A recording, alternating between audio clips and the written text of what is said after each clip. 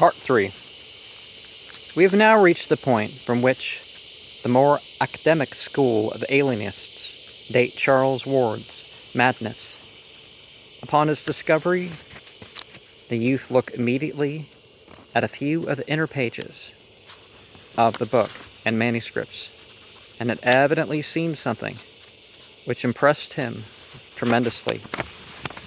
Indeed, in showing the tiles to the workman, he appeared to guard the text itself with peculiar care, and to labor under a perturbation for which even the antiquarian and genealogical significance of the find could hardly account. Upon returning home, he broke the news with an almost embarrassed air, as if he wished to convey an idea of its supreme importance without having to exhibit the evidence itself.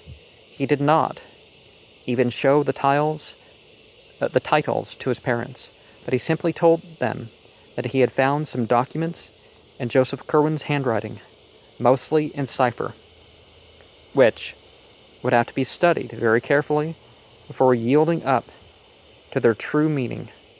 It is unlikely that he would have shown what he did to the workmen, but had it not been for their unconcealed curiosity,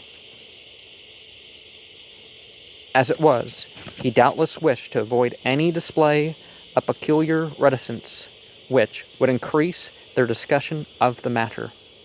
That night, Charles Ward sat up in his room, reading the newfound book and papers, and when the day came, he did not desist. His meals, on his urgent request, when his mother called to see what was amiss, were sent up to him, and in the afternoon he appeared only briefly, when the men came by to install the Curwen picture and mantelpiece in his study.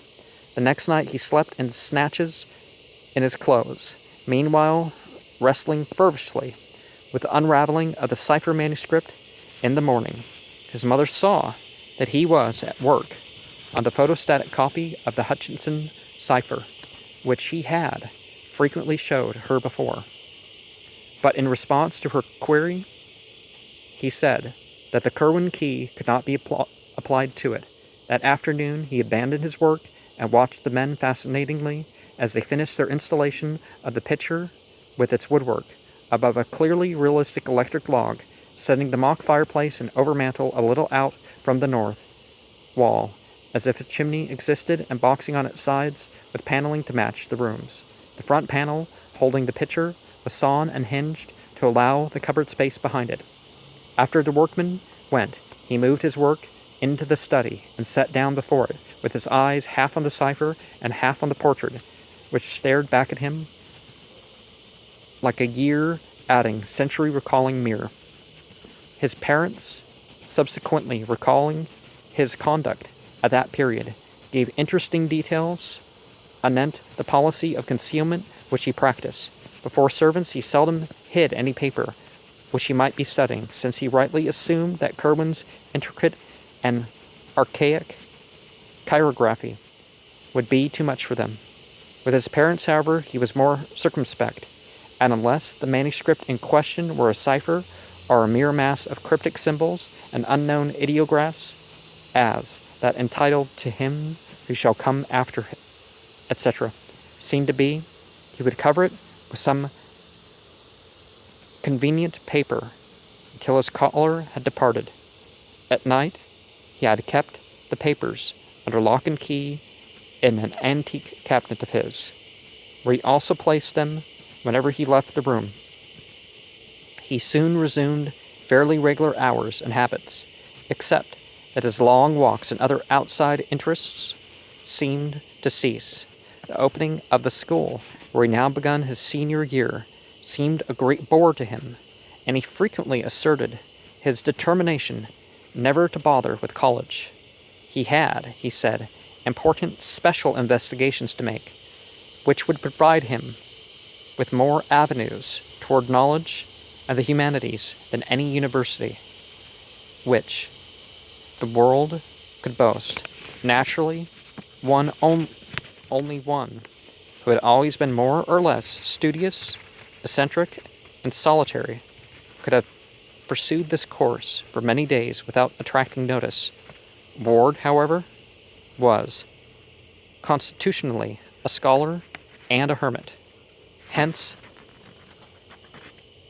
his parents were less surprised than regretful at the close confinement and secrecy he adopted. At the same time, both his father and his mother thought it odd that he would show them no scrap of his treasure trove, nor give any connected account of such data as he had deciphered. This reticence he explained away as due to a wish to wait until he might announce some connected revelation. But as the weeks passed, without further disclosures, there began to grow up between the youth and his family a kind of constraint, intensified in his mother's case by her manifest disapproval of all Kerwin delvings. During October, Ward began visiting the libraries again, but no longer for the antiquarian matter of his former days. Witchcraft and magic, occultism and demonology were what he sought now. And when Providence sources proved unfruitful, he would take the train for Boston and tap the wealth of the great library at Copley Square, the Widener Library at Harvard, or the Zion Research Library in Brooklyn, where certain rare works on biblical subjects are available. He bought extensively and fitted up a whole additional set of shelves in his study for newly acquired works on uncanny subjects, while during the Christmas holiday he made a round out-of-town trips, including one to Salem to consult certain records at the Essex Institute. About the middle of January 1920, there entered Ward's bearing an element of triumph which he did not explain, and he was no more found at work upon the Hutchinson cipher. Instead, he inaugurated a dual policy of chemical research and record scanning, fitting up for one laboratory in the unused attic of the house, and for latter haunting all the sources of vital statistics in Providence. Local dealers in drugs and scientific supplies, later questioned, gave astonishingly queer, meaningless catalogs of the substances and instruments he purchased, but clerks at the State House, the City Hall, and the various libraries agree as to the definite object of his second interest. He was searching intensely and feverishly for the grave of Joseph Kerwin, from whose slate slab an older generation had so wisely blotted the name. Little by little, there grew upon the Ward family the conviction that something was wrong. Charles had had freaks and changes of minor interests before, but this growing secrecy and absorption in strange pursuits was unlike even him. His schoolwork was the merest pretense, and although he failed in no test, it could be seen that the old application had all vanished.